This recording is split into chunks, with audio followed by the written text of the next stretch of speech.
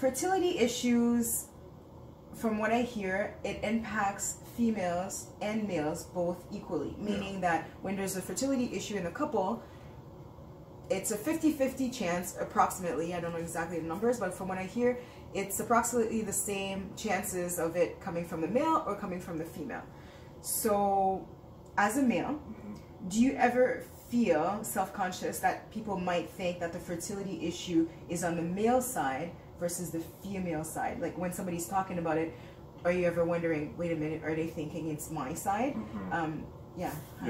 I don't really necessarily feel too self-conscious, only in a way that I don't really care what other people say. Good. Okay. But at the same time too, I know once this became a reoccurring like theme, the fact as far as like the miscarriage, because we never had an issue getting pregnant. So for me, I was like, okay, well, I guess my boys are swimming okay.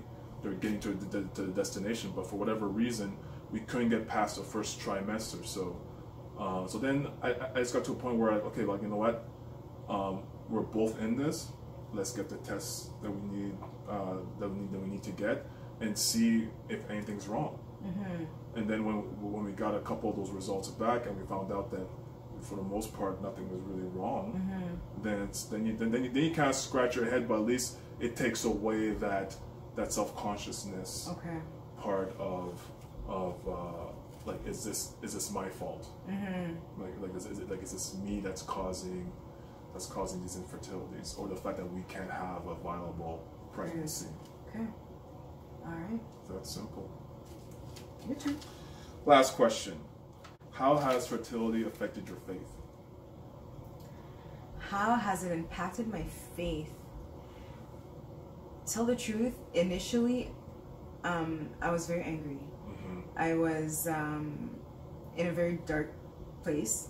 I was less and less faithful because I felt like, you think that, like, if God was really with us, then why would I be going through this?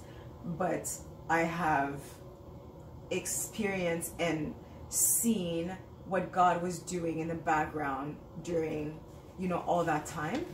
And like, as an example, we had an ectopic pregnancy, meaning that the pregnancy is not growing in the uterus, it is growing outside of the uterus. So because of that, then they have to remove it because it's not safe. And during that time, they're like, the doctors are like checking on me. They're like, are you not in pain?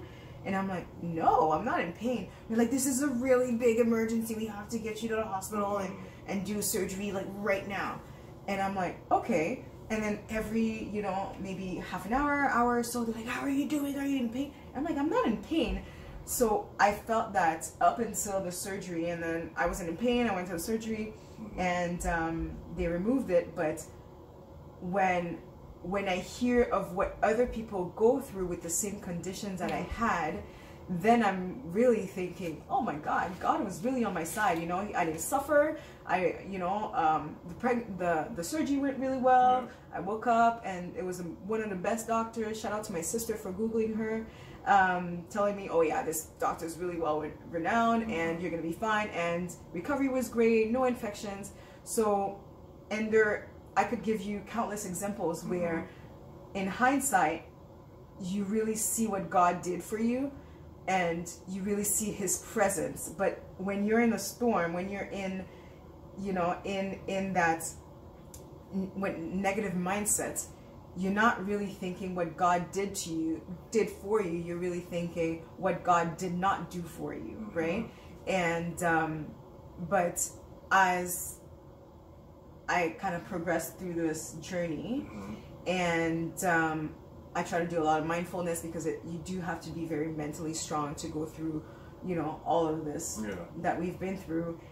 That's when I really discovered that God was in front of me the entire time, or he was, he was there.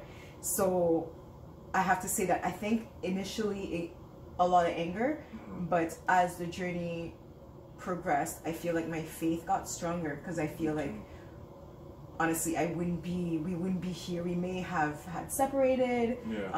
Maybe something would have went wrong during the surgery. Or maybe a bunch of other things could have gone wrong. So you see that God was doing his work behind the scenes. So now it's stronger, and I'm hoping that'll grow. Yeah. Now I know that this was the question I posed you, but I kind of want to chime in a little bit. Chime in away. And one thing that you brought up that was, at least for me, because like I was questioning, not necessarily questioning my faith, but I was very, I felt that why us? Like why are I kept posing the question, why are we going through this and why us?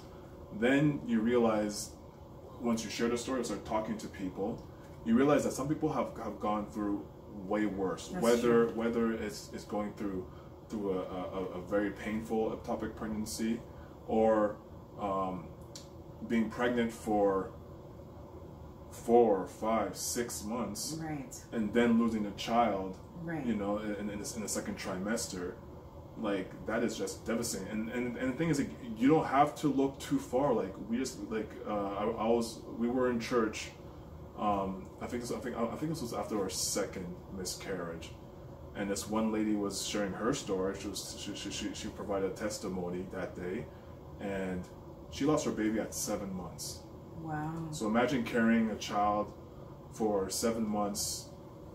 She thought everything was okay, and then to ultimately lose that child. Like, obviously during that time we created a bond, and you know, you're a human being. Exactly. So, like, what we went through was obviously painful, but I can only imagine how much more painful that would have been if Sarah was actually carrying the child for a certain amount of time and then lost it. Right. So you see what you were saved from rather than what you went through. So another good point that you brought up is all about what your mindset is and your mindfulness. So it's all about, I think God, in his mysterious way, he's really trying to test us and also fortify us to things that we'll have to deal with in the future. And in order to do so, we have to go through this, as painful and as uncomfortable and as frustrating as it may be. He's just preparing us for whether it's the blessings or the additional tests that we'll have to go through. I feel like I'm ready. I'm ready for a blessing. Okay. Yeah, that too. Yeah. All right. Okay, so, well, through these questions, you heard a little bit about our fertility journey, and we didn't want to just talk about that. We just wanted to dive in a little bit deeper. So, thank you for watching. If you've had any experience with regards to infertility, let us know.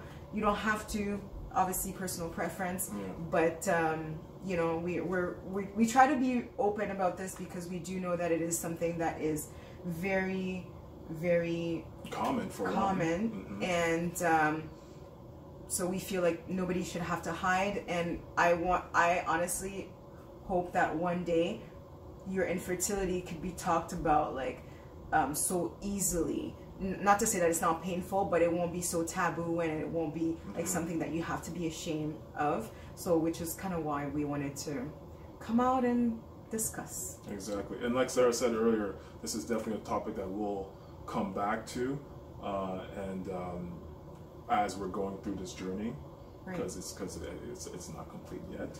It is not over. And we are staying optimistic, so we'll definitely revisit this in the near future. All right. Well, thank you for watching, and have a good night. Bye. Bye.